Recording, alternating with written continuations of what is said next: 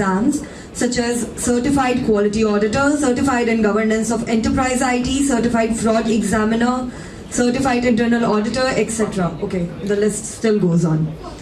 Sir is a popular technology evangelist for CAs and believe in empowering CAs by harnessing power of technology. He has special expertise in the area of IT governance using COBIT and IT assurance using data analytics. He has experience of 35 years in various roles such as CFO, CIO, IT implementer, IT consultant, IT auditor, data analyst, and CAAT IS audit trainer. Sir has presented on topics of COBIT, IT, audit, and CAA TTS at international conference workshops of ISACA chapter and corporate. Sir, इतना introduction में होगा नहीं. Introduction तो पूरा ही देना. Across the world in more than 15 countries. The latest was 3-day training on COBIT 2019, implementation for digital governance team of ACLEDA Bank in Cambodia. He has conducted many training programs on the use of data analytics and BI for assurance and fraud investigations for various professional organizations in India and abroad. So was a practicing chartered accountant, specialization in information technology audit for more than 20 years. Since last 10 years, he is the managing director of Windsor Infotech Limited, which specializes in developing data analytics solutions for auditors, fraud investigation and management. He is a regular contributor to ISACA. Well, the name is very known. His recent articles are 7 Habits of Highly Skilled Digital Trust Professionals, COBIT Design Factors, a dynamic approach to tailoring governance in the era of digital disruption, using COBIT 2019 to proactively mitigate the impact of COVID-19. COVID-19, I hope you get that. Systematic approach to implement a governance system using COVID-19, a COVID-19 case study. Sir, I please request you to please come and inform and educate and train all of us. Sorry, before that, I'm so sorry. Before that, I would request CA Shubroto sir to please come and present sir with a flower bouquet as a token of gratitude. May I have CA Rajat sir, please?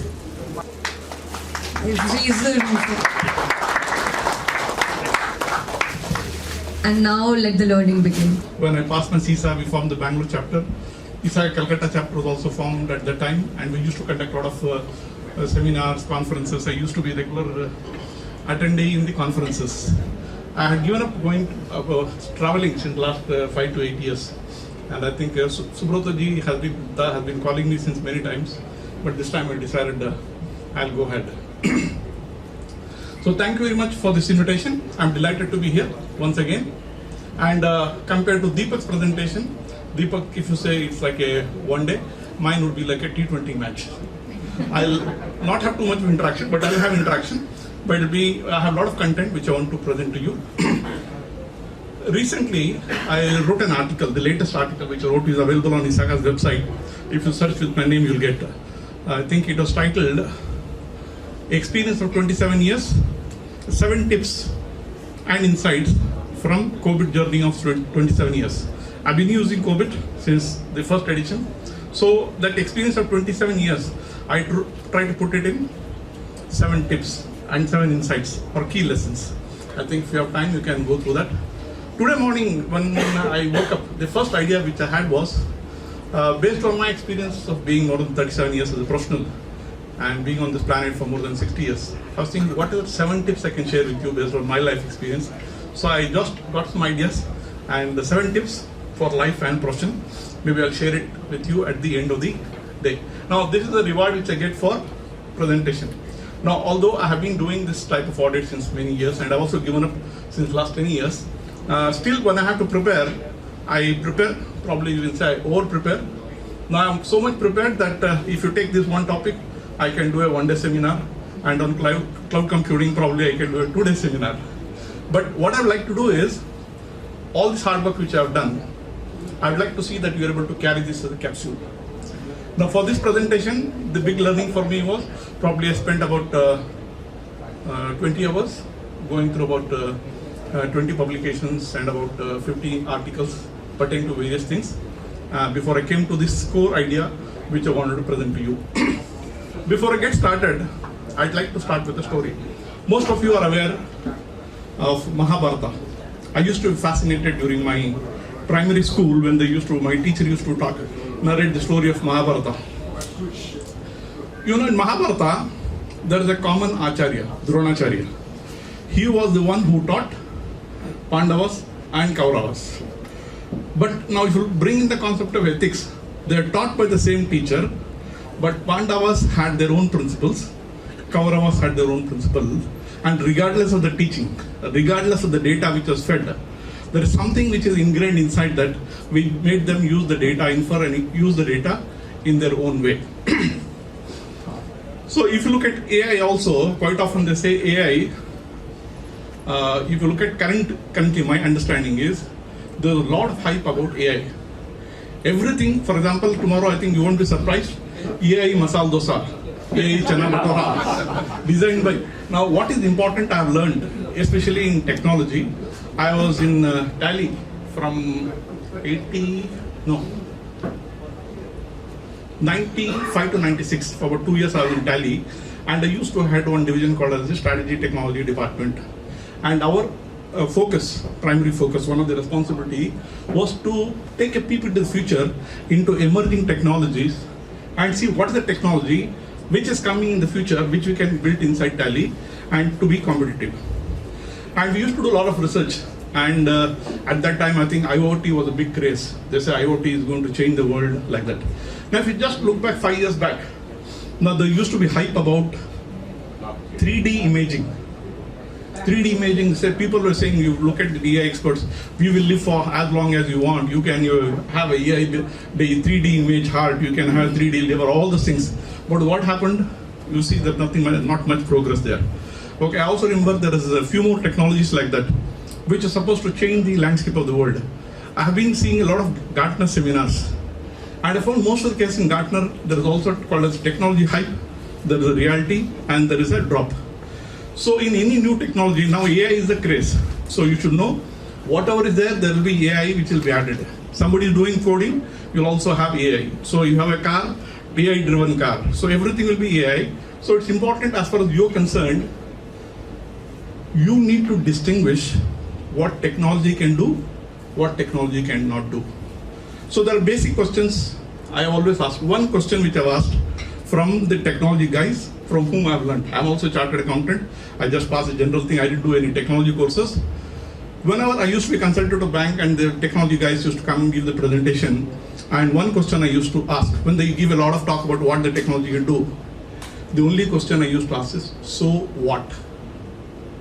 Okay, so what means that guy should be able to translate that and tell me what is the business value it delivers. Like if there is an advertisement, I remember, itna deti hai. Okay, finally we are interested in my life. In business, if anybody is using technology, nobody uses technology for technology's sake. Everybody uses technology for deriving business value or a competitive advantage. As auditors, we have a fundamental responsibility and a great differentiator because we can understand technology well. Now, backed and complemented with our understanding of information systems, accounting, auditing, and then also legal compliances, this becomes a very magical blend. So the only thing we need to do is we need to understand basic questions of technology. If you can understand technology, basically in terms of what the technology does, what are the key features? Next, what are the risks and limitations? And how do you mitigate that and make it work? These are the basic questions you need to ask. So first start with, so what? In this presentation also you find there will be a lot of questions I'll be asking. So if you're doing third-party risk management, because third-party risk management is something which you have to do in most of the cases, you can use this particular concept. And see, even cloud computing, which I'm going to talk about, there are a lot of questions which are asked. These are basic questions which any auditor can ask. You can definitely find value from that. One thing I found is every profession has a perspective. An auditor has a perspective, an accountant has a perspective, a poet has a perspective. Javed Akhtar ji was once asked along with Shabana, "आप इतने romantic हो क्या घर में भी?" And that fellow said, हमको romance के पैसे मिलते हैं. हमारा romance आता है जब पैसे मिलते हैं. So he says, I write. हमारा वहीं पे खत्म हो जाता है. That's what he's saying. So what is important is to bring in the right perspective. Let's say a poet goes to a rose garden. What do you think the ideas or thoughts will emerge out of him? If an accountant goes to a rose garden, or if an auditor goes to a rose garden, auditor जाएगा तो पहले गिनती करे कितने हैं. There are a lot of, you audit tea garden also, rose garden also. You look input क्या है, output क्या है, where is the risk, what are the controls. So every profession has a perspective. So it means we have got a pattern which we have built inside our mind. Now let's say I have not learned much of technology. Regardless of what will be the technology, let's say now we have got AI, tomorrow something else, BI may come or something CI may come, whatever technology is there, I can definitely audit that. I can derive value. So what are those framework of principles? And that's what I'd like to share with you in this 120 minutes which we got. Before I begin, I'd like to take you to Kurukshetra. The battle was about to begin and Arjuna told Krishna to take me to the center of the battlefield near the where the armies were meeting, and then he saw all of them, all his gurus, Bhishma, Dronacharya and so many other seniors, and then he said, I think I can't fight. At that time, Arjuna gave him the Upadesha, which became the Bhagavad Gita.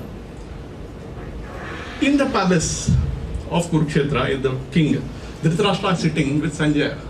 Sanjaya is his assistant who has been given Drivya Drishti, which means he can see what's happening in the battlefield and I can tell Dhritarashtra what's happening. Now Krishna starts his Upadesha, Bhagavad Gita. He narrates the 18th chapter. At the end of it, what does Arjuna say? If you go and read the Gita, in the end he'll say, my confusion is cleared, I have got clarity. Okay, now I'll fight. Because he says, I'm not fighting for a personal cause, I'm fighting for a personal reason, I'm fighting for a cause. He fights. Now there are three types of listeners here. The first type of listener was Arjuna. Okay, Krishna was also a listener because it was not a one-way interaction. Krishna also interacted. There was the interaction. Now in the palace there are two listeners. Who are the two listeners? Sanjaya and Dhritarashtra. Now, which means there are four listeners, but they say basically there are three types of listeners. Now I want you to tell me, who are these three types of listeners here? Dhritarashtra was also listening to everything which Sanjaya was saying, but did it make any impact for him? Because he was only interested in listening whether his sons are winning the war, when the war will start, when his sons will finish Pandavas and there becomes the absolute monarch. He was only interested in that. All the Upadesha, water Gita was there, went above his head. And at the end he became frustrated and angry. Why? The data was fed. It was not, there was no input taken. Sanjaya, if you look at Sanjaya, he also took data. At the end of the 18th chapter, when Sanjaya says, you see what he says? He says that I'm thrilled, I got this opportunity to listen to this Upadesha. My life has been blessed, this one is there, like advertisement, no? He says, it's been so great. I had this wonderful opportunity to listen to this. That's all. After that, kuch action hai? No, he says, it was wonderful listening to that. Okay. ठीक है. Arjuna, what does he do? Takes action. He takes action. Okay. Now, if you look at AI here in this context, how do you bring in AI here? The same data is fed to both, to all the three, Sanjaya, Dhritarashtra and Arjuna. And how do they react or react? There's one who's an active listener, who's looking for clarity. Okay, who's looking for Upadesha, he's ready. And then he asks questions, clarifies, and based on that he's ready to act. Sanjaya, his only job was limited to listening and seeing and communicate. He did that, he's very happy. And for him it's a bonus. Yeah, it's such a great speech. Okay, he's very happy that. Dhritarashtra, he is not bothered. He says, it's a waste of time because I didn't listen to anything of interest. So actually, sir, they were fed the same data, same sets of data, but their algorithm was different. Yeah. So it means internally how they process the data. This is called an AI engine, no? The AI engine, the pattern which develops, that's what is different. It said long back when the initial pace of AI started, people want to teach a computer robot how to cross a road. If it's a human baby, what will you do? You tell him what is to be done. Take right, look left, and then look left, right, like that you see front, and then see based on that you move. Same thing was trained for the robot. The robot was brought, a lot of press people were there, they pressed the button, cross road. The robot looked right, looked left, looked up and stopped. They again pressed because there was no traffic. The robot did not move, they disappointed, they went back to the lab and saw the code. Why did the robot not cross the road? Then they found there was a car which was parked nearby. So how did the robot process it? It looked right, it saw there's a car, but it was not programmed to recognize that whether it's a moving car or a standing car. So it saw a car, it stopped. So that's what happens with AI. I've been using AI since last ChatGPT especially, so the last maybe 6 months to write articles on this one. And I'm happy that it is there. I'm also disappointed it doesn't give so many things. Maybe it will improve. But the only thing I'm saying as a matter of caution is, be careful when anybody attaches AI tag in front of this one. Okay, for everything there is AI, but as though you are concerned, you should always understand what technology can do, what it cannot do, and then how well it can be used. So leave the hype and focus on the practical reality. This is what I want to focus on. Let's get started. Another important thing, especially about ChatGPT, I found that it can bluff very confidently. It's structured in a particular way, it will give you the wrong answer also, and the language it puts you is in a very, very positive way. You will tend to believe it. Okay, so you have to be always carry that take it with a pinch of salt. Another important problem, especially with this AI-based learning tools or ChatGPT, is it also says, even the makers do say that it hallucinates, which means sometimes it loses focus. It gets so many confusing ideas. Like I said, this one, treatment, what will happen when there is a particular decision to be done. See, finally, human beings have to take decisions. Okay, so AI also has to take decisions. If AI has to take decisions based on contrary, it has to take based on facts. Now in that case, does it operate on democracy? Like you said, 90%, okay, 90% as a anything more than 51% will act in that way. It cannot be in that way. Because there are so many factors and parameters we have to take into consideration. Human beings, I found, learn by patterns. And that's the beauty of human beings. For example, I have been going to different places, talking to different people from different states. And all of a sudden I found when somebody speaks, this guy is from Kerala, and this guy is from Kolkata, or this guy is from Maharashtrian. How do you think I was able to make? I didn't consciously do that, but somehow it became part of my this one, because each one had their own accent of pronouncing certain words. Based on that I was able to do. Then I found my brain has actually done that, which means it has found out the pattern and it is giving me that particular intelligence. The basic difference between human intelligence and artificial intelligence is, artificial intelligence, they're trying to teach it to learn by patterns.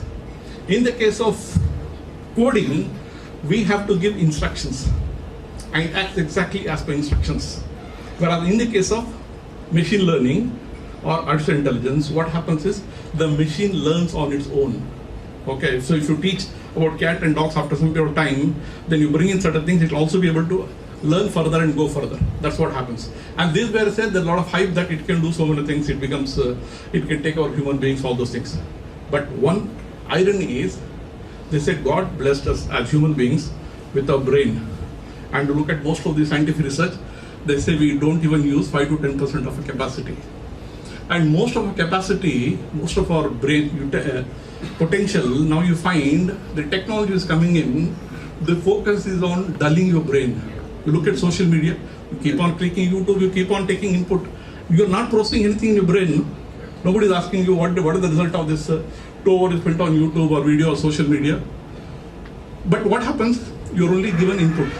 So it means you are limiting your capability which you have been given.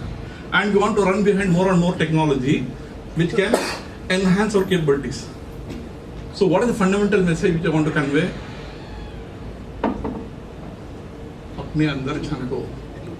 So there is a lot of potential inside. I think we need to look at inside and see how best we can exploit the potential.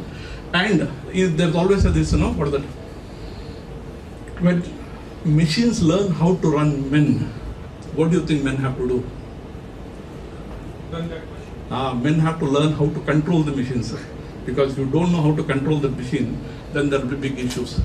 In the case of this one fundamental question is always asked about technology is, will AI replace human beings? And you know the standard answer? AI will replace human beings with human beings who know AI. So if I long back remember, I think probably here also it is there, we used to have the Tongas, no? Tongas, horse cart.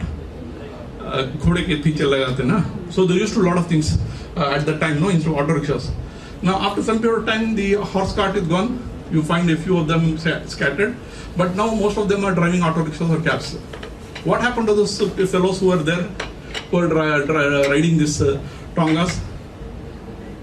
They became cab drivers or auto drivers.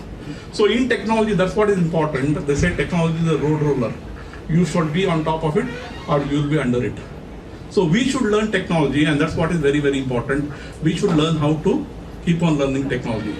And the most important advantage of ISACA is it provides you a knowledge repository. And then with that knowledge repository, you can use it for anything you want. In fact, Deepak was talking about this AI framework, everything. There are 2 publications on machine learning by ISACA, which explains to you in very simple way what machine learning is all about. And as an auditor, if you have to audit, what are the key factors you have to take into consideration? That's what is important. When learning technology, I always give this example. Let's say you're driving on a highway. You can't expect the highway to be lit, but you've got headlights. What is the range of the headlights? It could be 100 to 150 feet. But with that 100 to 150 of light, you can drive hundreds of miles. What is important is that your headlights should be on. In technology also, there are so many technologies which will keep coming. I think it's very important that we learn how to use the relevant technology and the right. We don't need to know everything. We don't need to see till, let's say, 100 kilometers to be able to drive to 100 kilometers. I can keep driving and then keep moving, and that's how we keep on learning. Okay, this is the basics which I wanted to cover. Let's get started. There are 4 key points I'd like to cover in this presentation. The what and why. TPRM stands for third-party risk management. We'll look at outsourcing because this is basic. In fact, the beauty was, I remember I said I traveled to 15 countries. One of the country I went to was Switzerland, where I went to present Eurocax 2002. 21 years back, I once again went to the slide and I made a presentation on how to audit outsourcing using COVID. And some of the presentation, I found some of the slides which I made, I found they are definitely relevant even now. So what are the message? The fundamental aspects of principles, of knowledge, of processes, systems still remain. Okay, now you got outsourcing. Earlier it was outsourcing, now we call it as cloud computing. The same concept apply, and that's where I'm going to take you towards that particular path. So what is important is, they say technology drives everything you're doing, and that's where we call digital, everything is digital. But what is important is, every enterprise, every profession wants to have what is called a digital transformation. How do you transform? Like you have this insect which is able to transform or metamorphose into a butterfly. Now you look at that insect which is there and this butterfly, they're completely different, but they're able to transform. With technology, we can bring in the transformation. And as auditors, if you're able to understand this, especially as IT auditors, it becomes, whether we are IT implementers, IT auditors, we can pave the path for the enterprises. And that's where the key differentiator is. And that's when we can bring value to the clients. So there are 4 aspects you'd like to cover. First is the what and why. Next is outsourcing. We'll look at some fundamental concepts, the way to perform, and some guideline tips and tricks. Before that, I thought I should just give you a peep into the future. There are some Gartner webinars which I have been attending, where they talk about the top strategic technology trends which are there, and this is what they talk about. What will happen, what Gartner is saying about the future of AI, they say AI is going to become a partner. There will be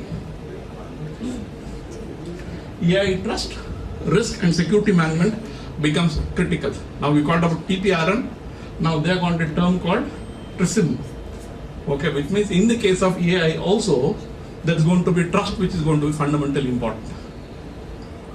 Long back, I remember when I had gone to Singapore, seen advertisement of a newspaper, the one-page ad, which had a beautiful car, and in the bottom it was written, on top it was written, in life, control is everything.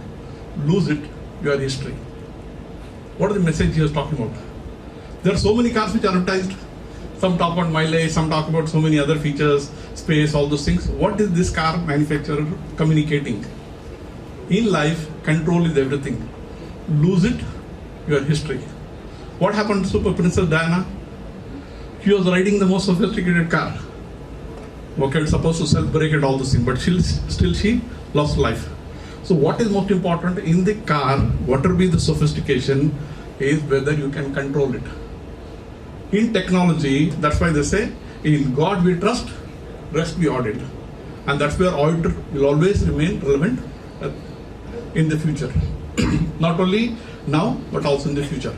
Because what we provide as auditors is trust. Trust in technology. And this we do by actually understanding how technology works, what are the risks, what is the security, and how controls can be implemented. Now if you look at the second point, be safe. What is be safe? Continuous threat exposure management. Now you find the most intelligent and the most innovative guys in technology field, you know who are they? The hacking community. Okay, the guys who are, who want to make money by spending a least time. You find some emails, you find so many, they'll keep on coming with innovative ideas. And what is surprising is, even in a city like Bangalore, we find this technology guy filed a complaint that he lost 5 lakh rupees, this person lost 20 lakh rupees just by this fake mails, because they keep on finding new ways of using technology. And that's where they say organizations also have this risk, the threat, which they have to take care of. Next, protect the future by sustainable technology. So sustainability is something which is very important. Developer-driven self-service platform engineering, which means now they say coding is going to become relevant. Now you have a platform, based on that you can develop tools which you want. Next, accelerate creation, AI augmented development. Now what they're talking about is, this is what I also did. Recently I wrote an article, at least in the last 2 articles, I've used ChatGPT extensively to do the research. And what ChatGPT says, I know what to use, what not to use.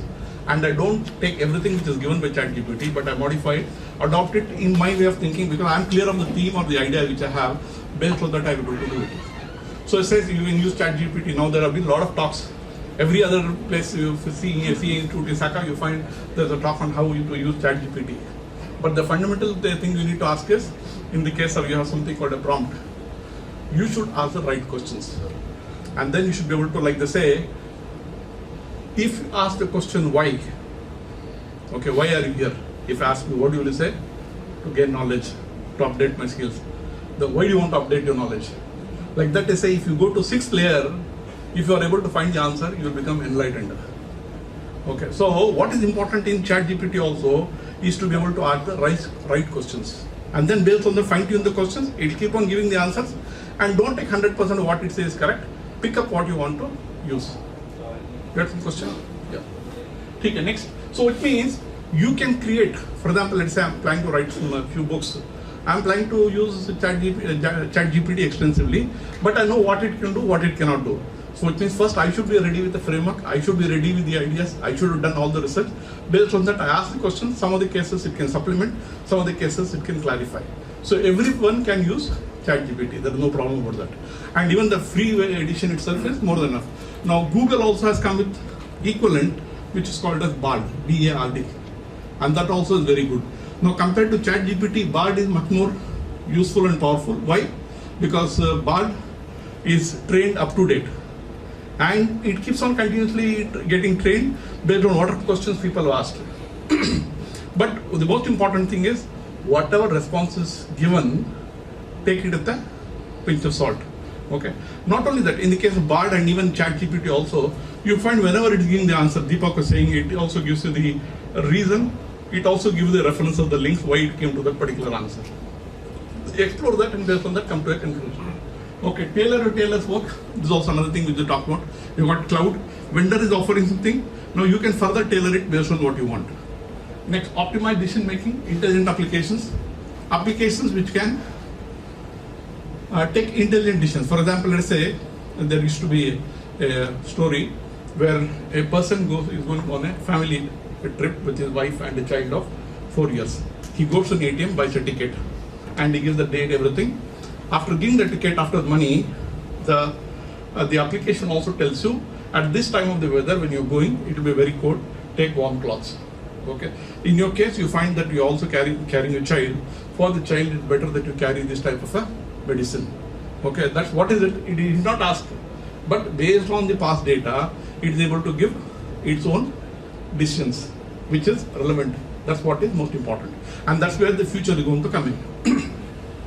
Optimize decision making, intelligent application, power and responsibility, democratize generative AI. So, like I said, the decisions are going to be based on who feeds the maximum amount of data, and that's why you see many of the cases they cheat the ChatGPT by feeding a lot of wrong information by asking the wrong questions. So if you keep on asking racial questions, the ChatGPT learns in that, and then he also answers in the same way. He or she will answer in the same way.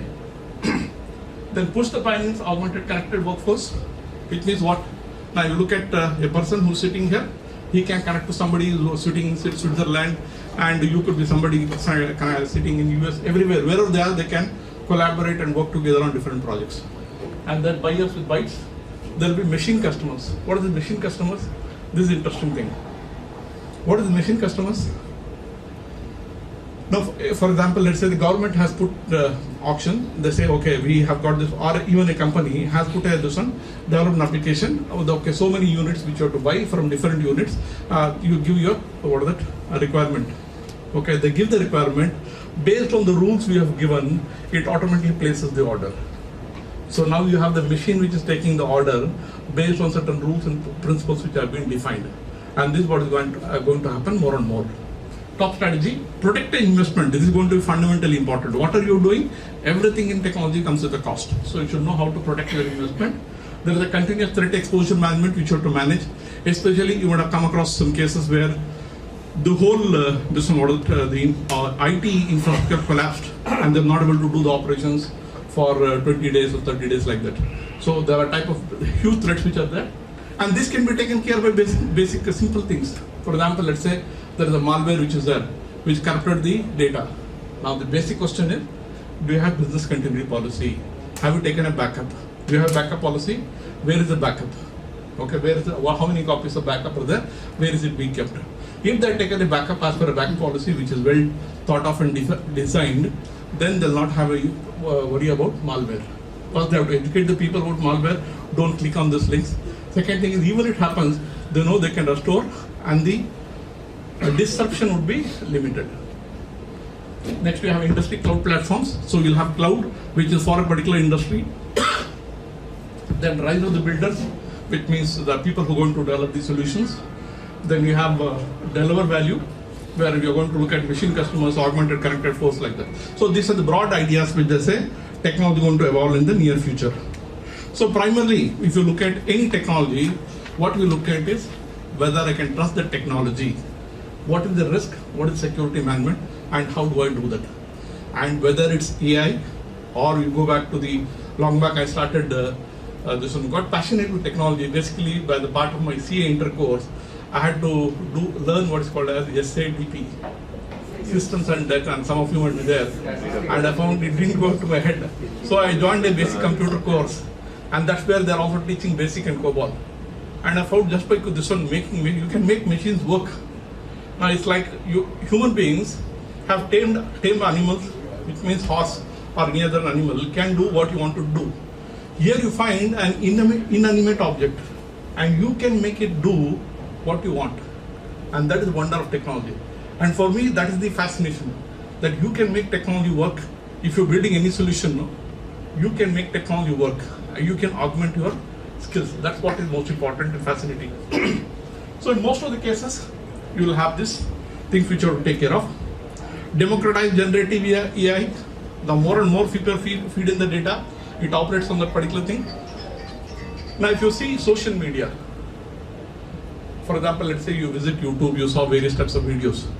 Next, what is the recommendation will come to you? Will be based on the same pattern. You go to Facebook, you clicked on certain things, the next thing will be based on that. Okay, so they are able to, which means that machine is able to identify just based on what type of things you clicked or saw, that you are this type of person, and he keeps on feeding you that. But what is the advantage of that? Advantage is you get into that particular flow. Okay, if I am a person who has some radical thinking, it will keep on giving me information about those type of videos only.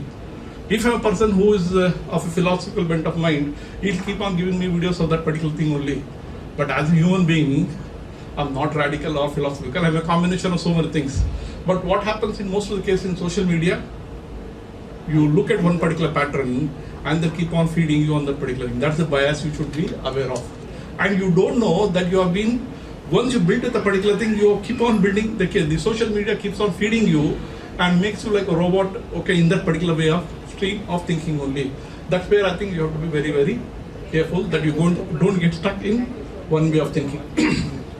I remember 15 years back, I clicked on one Google, search on Google for, let us say, for hearing aid for some of my relatives. It's more than 15 years back. Now, what is the ads which I get when I click on my mobile? There will always be ad about hearing aid. Now, just imagine, now 15 years back, this one I clicked. Even after the 15 years, still I'm getting the ads pertaining to that. And that is the limitation of this one here. I passed my CISA in 1995, 20 years back. Still I keep on seeing advertisement on Google pertaining to CISA. There's a 10% offer, this particular CISA. I've already passed, why should I require this? But they keep on giving advertisement. What is the problem here? The problem is either with Google, the logic itself, or the people who are actually promoting, paying money to Google for this. So there is a limitation. Somebody is doing audit, they should be able to tell that why are you spending money. If I have to consult with ISACA, I'll definitely tell them why are you wasting money on this. Because you are this one advertising on the people, you are selling to people who don't need to be sold. Okay, so these are the certain biases which should be aware of. So this is an issue of the democratization. So you should always know that, okay, if you're seeing certain thing, are you getting into a particular pattern or rhythm? And that's where if you get into the particular pattern rhythm, you can be easily manipulated. And that's what's happening in many of the cases where they say the selection fraud, everything, where they can keep on feeding you information. Then your mind will, what will happen is, you keep on even telling a lie 100 times. After some period of time, what will happen? You tend to believe it's the truth. And that's what happens with social media or any of the campaigns. And Hitler was one of the first who was an expert in that. How to bombard people with social media campaigns. Now let's come to the first topic, the why and way of performing effective third-party risk management. Before we go, I always go to the fundamentals of the concept. What is this TPRM all about? TPRM means third-party risk management. There is an activity or a service which I want, and I'm outsourcing it to a third party. If I'm outsourcing it to a third party, what should I consider?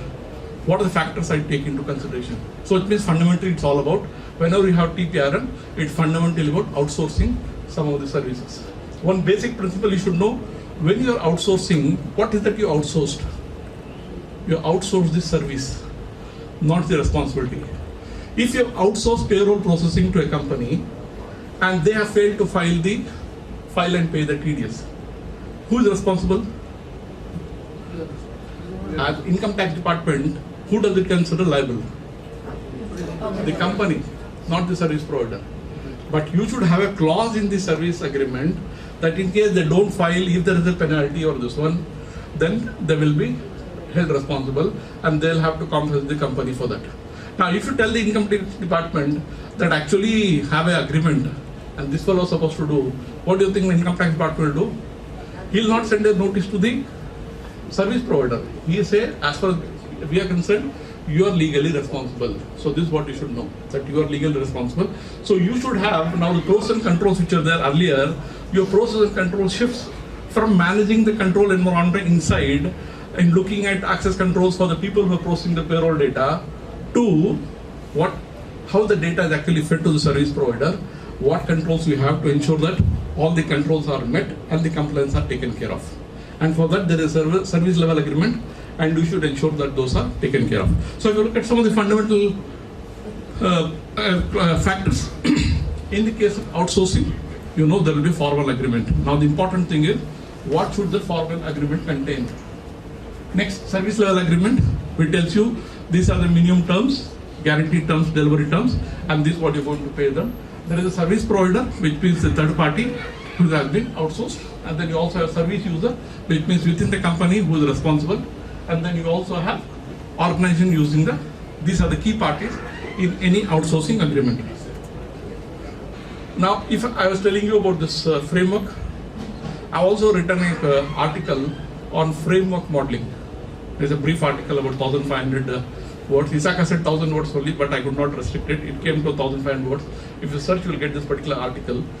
And this is a new concept which I'm talking about. I talked about framework, we have modeling. Now, any framework, what is the framework? People attend, for example, if you see ISO 27001 training, 5-day training, paying 25,000 rupees. Or let's say there is a IT service provider, IT training, like that, PMBOK training, like that, there's various type of training. What does that framework include? There is COBIT. There is a body of knowledge which is available, and they also tells you a particular way or a system in which you can use this body of knowledge. In this framework modeling article, I explained how you can use this concept at a macro level. You can understand any framework if you use that particular principles, whether it's COBIT or any framework, ISO, or any framework for that matter. When we want to audit technology also, I think we need to develop our own framework. For example, if a patient goes to a doctor, if you have general disease, let's say you had a stomach ache or a headache or this, you go to a doctor, what are the common questions which the doctor will ask? So my doctor will look at, so then in that case I have to answer. I have to define in the problem. Okay, then he'll ask related questions pertaining to that. If the stomach ache, okay, what did you eat? What is that happening? Then he'll touch different parts of the stomach, and based on that, is it paining? Like that, did you pass loose motions? Like that, he'll ask different questions. Based on that, he's able to come to a, what is that he's doing? He's collected the data from you and by doing analysis, and he's able to come to a conclusion. Now the question is, can I program the computer also to ask these questions and then give the medicine? We can do that, but the question is, still the medicine cannot touch and diagnose the stomach or this particular thing, and human beings have various things. Okay, based on instinct, they can say, based on experience, he can tell you that, okay, this is a problem. There have been so many problems, like here, Deepak was saying, incurable or anything like that. Now you are saying managed. When you say managed diabetes, that's what I want, that's what health is all about. What are the type of things? There are millions of bacteria, viruses there. My body has to learn to manage and control them. If they are in control, there is no issue. But what is important, I should learn to manage. So if you look at diabetes or BP or anything for that matter, now is it controlled, is it curable? For me, curable means you are able to manage it and keep it in your control. That's what is important. So in technology also, the basic aspect is trust. Okay, can you establish trust in technology? And that's what is the fundamental responsibility of the auditor, to provide assurance. Now, if you look at the IS audit, what we have to do, I was talking about the framework. What does IS audit refers to? Now, this is a basic thing which I was talking about more than 2 decades back. IS audit refers to any audit that encompasses wholly or partly, which means I can look at the complete environment pertaining to IT, or partly. What is it? What are the 2 key terms there? Review and evaluation. Review, which means you view again. Evaluate, which means evaluate against a particular standard or a benchmark. Review and evaluation of what? Automated information processing systems, related non-automated process, and the interfaces between them. So fundamentally, in any IS audit, what is that I'm going to do? I'm going to do review and evaluate. What is that I'm going to review and evaluate? So this is where we have something called controls. What is a control? If you are driving a car, now that might be a, what is that? Desire, or it could be a BMW or anything, any car for that matter. What is that fundamentally you are using that car for? To reach a destination. Okay. Does the car have a destination of its own? The car doesn't. You have to define the destination. Okay. So you have a goal, enterprise also has a goal, and using the car as a medium to make that particular journey. In the case of technology also, you should know that you have a particular destination and the technology, you have services to provide, and the technology should be able to provide that. Correct? You are using technology to provide that. For example, the way Amazon is able to sell, do you think if automation is not there, Amazon can exist in any physical platform? It will not be possible. Okay. So it is technology is actually factored in this particular type of services and provided service. So what is important in that case is there have to be control. What is control? What does control refer to? Control refers to, they say, the policies, procedures, practices, and the organization structure that are designed. Look at the key terms: policies, procedures, practices, and organization structure. Which means, depending on the organization structure, you should have policies, procedures, practices, and the organization structure that are designed. They are not available by default. So if you have a car, that you should control the car, it is designed that you have brake, you have a steering, you have gear, all those things are there. That is designed in advance. That are designed to ensure what business objectives are achieved and undesirable events are prevented. First is prevent or detected and corrected. This is what control is all about. Let's take this control and apply to third-party risk management. What is happening in third-party risk management? You are outsourcing to a particular party. For example, let's say accounting, I'm giving it to a particular party. Or most of our CS, we are also doing outsourcing. What the client is supposed to do, we are doing that job. Okay. So if you're doing that, what is that we need to have? We need to have policies, which is by the top management, procedures, which is the middle management, and practices, which are the operational management. And depending on the organization structure they have, we should be able to design these particular controls and to ensure that business objectives are achieved and risks are mitigated. This is what is there. Same concept applied to AI. What is that we need? That's why I was asking Deepak these basic questions. What is that we have in AI also? What are the policies? Okay, what are the procedures? What are the practices? What are the type of organization structure you have? And how do you ensure that business goals are achieved? What I want to do, okay, is that achieved? And the risks are mitigated. That's what fundamentally it's all about. Whatever the technology, whatever the concept, this is what I said is the framework. You pick up any audit for that matter, you're doing a penetration testing, you're doing what is that, BCP testing, or outsource application control, anything for that matter you look at, you see that it fits into this concept of IS audit and controls. Fundamentally, it's all about controls. How to ensure controls are in place. So if you look at same IS audit is also talked about as a risk management, which means you need to understand the risk and then based on that you should take care. 3 aspects to every risk. What is the basic question you need to ask? What can go wrong? Like I said, so what? It's in the reverse, the negative way. What can go wrong? Suppose the outsource, for example, let's say payroll, I've given to a company. What can go wrong? Okay, then you should be able to mitigate the risk that, okay, wrong processing is done, or the data is misused, or let's say compliance is not taken care of, or the process is not, delivery is not done on time. Like that you can make a risk. And how is that mitigated? How is it ensured? Next, how likely is it to happen? There is a possibility it may happen. Okay. Next, what effect will it have on your business? Suppose you outsource payroll and that guy says my IT system is down or my network is down because of some reason, then you are not able to provide the service. In that case, what happens? Okay, so you should be able to ask the question, what effect will it have on your business? Risk is the possibility that an event will occur and adversely affect achievement of the objectives. You have taken the car out of a garage. What is your objective? Your objective risk management or controls? If you look at from these 2 paradigms, what do you think is important? Both. Which comes first? Risk management. Control. No, risk management and control. Why did you, okay, let me simplify the question. I took out the car today. My objective is to avoid accidents, or my objective is to reach my destination. What is my fundamental objective? Destination. Fundamental objective is reach destination. While reaching the destination, I want to ensure that accidents are avoided and traffic complaints are taken care of. So this what sometimes you look at the technology guys or risk management guys, quite often you make risk management quite risk very paramount, then you tend to lose the business focus. In the case of COVID, the framework just talked about, which is available as free download, the beauty is for everything it brings business perspective.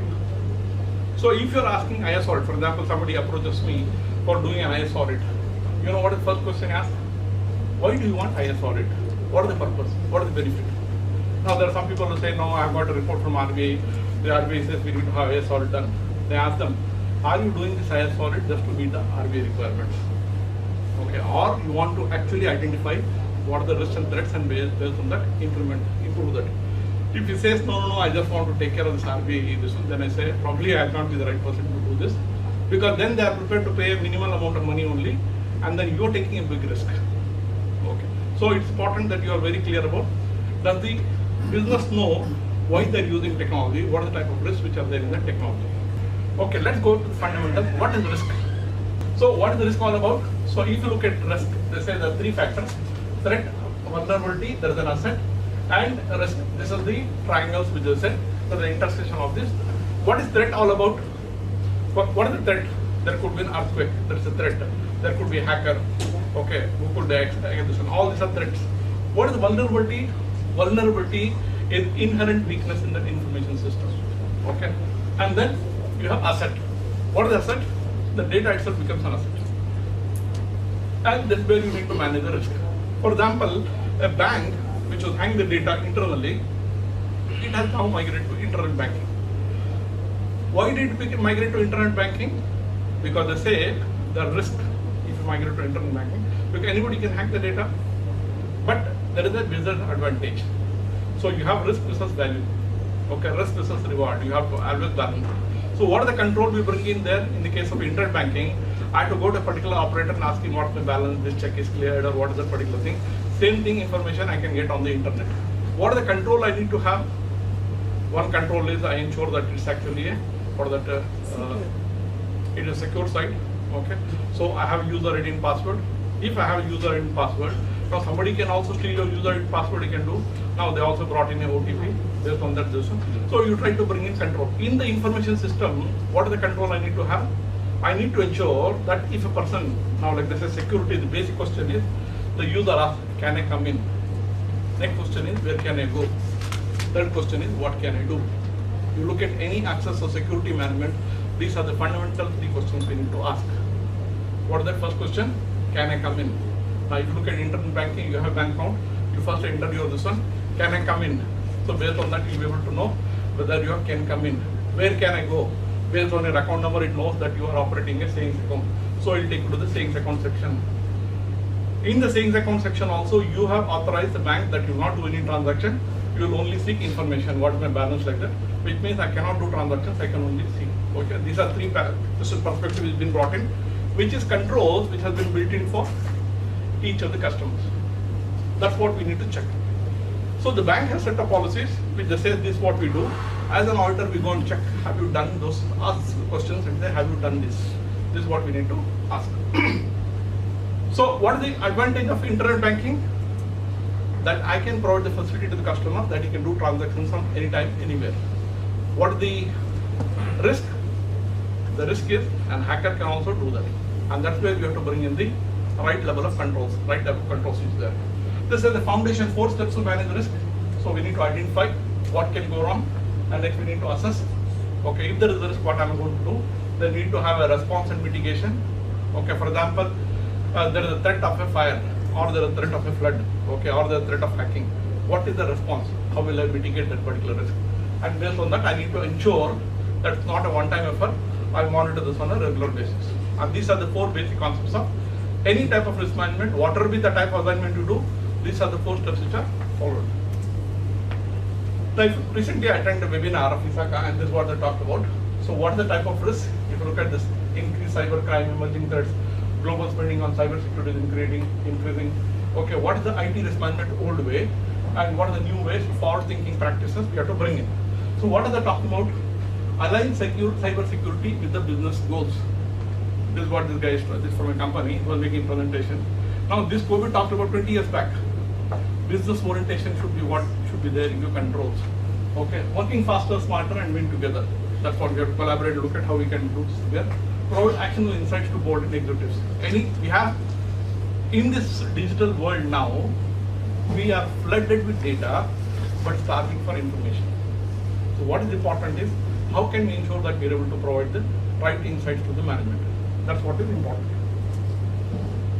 So this way they say you need to have a life cycle for third party risk management. What is the life cycle? For every process, there is a beginning, there is a initiation performance, and there is an end. So you should be able to perform that. That's what he talks about. There's a series of steps that outline a typical relationship with a third party. If I'm outsourcing to third party, what are the steps I need to have? What is the life cycle for the third party? I'll talk about a little more, some more things about this a little later. This is the last slide before we go for a break. Why do you need third party risk management? Now we find more and more companies are outsourcing, which means they're relying on third parties. So in that case, we also need to ensure what can go with third parties, what can go wrong with third parties, and ensure that those things are taken care of. For example, let's say in the case of a data center, okay, the electricity we are getting from one particular source. Okay, in US they say you can actually buy electricity from 2-3 sources and have that as alternate connections. If the failure from one, alternatively the other will take care. Okay, suppose the system fails, you have alternate system, backup system, which automatically runs without even recognizing that one system has collapsed. If there is a network failure, automatically there is another type of network we should be able to take care. So you need to monitor and ensure that those type of risks are identified and mitigated. So fundamentally, third party risk management is all about, okay, what are the services you are outsourcing to a third party? When you are outsourcing to a third party, what are the processes you have in place? So fundamentally, it's all about the the say people, process, and technology. Okay, these are the three things that now people can be trained in processes, but technology cannot be used for implementing processes unless you have predefined what is that you're going to perform, how you're going to perform. Okay, so in case of technology, you cannot throw technology at a problem and think the problem will be solved. Technology cannot be a problem, it cannot be solved by technology. You need to have processes and people to be aligned with the business goal so that technology is able to achieve the objectives. Fundamentally, IS audit is all about whatever the type of service you provide is fundamentally is all about that. So when somebody comes to a service, you should ask these basic questions. Okay, he wants an IS audit. Okay, what is that you want to achieve? What is business goals? How are you using technology? How can you help them to improve the output or the value from technology? Don't tell him your theory of will do intrusion detection, confidentiality. He is not bothered about that. He is interested in mileage kitna deti hai. Okay. So similarly, when you are asking for business, you should only ask this. Now technology questions also, now if you see it goes to the board, some proposal goes this one, they're only looking at, okay, what is the value, what are 3 vendors, so isko kam kar sakte hain, isko. They're only looking at this particular thing, they're not looking at everything. And that's where you find the IT auditor can come in and help the enterprise to achieve business goals by managing the risk. A sculptor was asked, what is the secret of success? How is he able to carve these beautiful statues? He says that there is no secret. When I see a piece of stone, I see the statue inside, but others are not able to see. So what do? I bring the statue to my place, stone to my place, use my tools and implements, and remove the unwanted parts, and then the statue emerges from the stone. Now my question is, you can go for lunch if you answer this correctly. My question is, where was the statue? Was it in stone? Was it somewhere else? In his mind. Yeah, it was in his mind. Okay, which means they say creation happens twice. First in the mind and second outside. The sculptor knew what is that he wanted to carve, and then he is able to remove the unwanted parts. So if you compare this analogy and bring it to IS audit, the business wants to achieve certain goals. So you should be clear what are the risks. So these unwanted parts are like the risk. So you should be able to look at what are the risks and then be able to tell them, okay, this is the best way to carve that particular statue. You are not going to carve the statue for them, but you're going to look at the process they use for carving the statue and tell them, okay, these are the places it is wrong. For example, yesterday we went to Mother's Wax Museum and we had one, this one, I said, who is it? Then he said, Sachin Tendulkar. It doesn't look like Sachin Tendulkar. And we went to London also and seen the wax museum. Then I found, no, so many personalities I found. See, some of the common we know, but some of these is Ganguly is such a signal. It looks like only 60-70% is there. Okay. So quite often they have not taken care of the basic thing. Okay. So I have to read the nameplate, then it's got Tendulkar. It should not happen that way. So when you're using technology also, I think it's very, very important that you should be clear about what technology can deliver, and IT auditors, we should be able to ensure that the technology is able to deliver value. That's the core message I wanted to give in the first part of the presentation. Any questions? I promise this will be like a T20. I'd like to see that it's like a T20. Is it this one? Is it clear? Yes. Because I just want to take some key ideas and concepts which you can immediately apply. CA Abdul Rafiq sir, with his amazing personality and knowledge, and since we have had a heartful lunch, can we have a heartfelt round of applause for sir again? Before we get started, I thought I'll show you one or two videos which will convey a message, because sometimes you found the video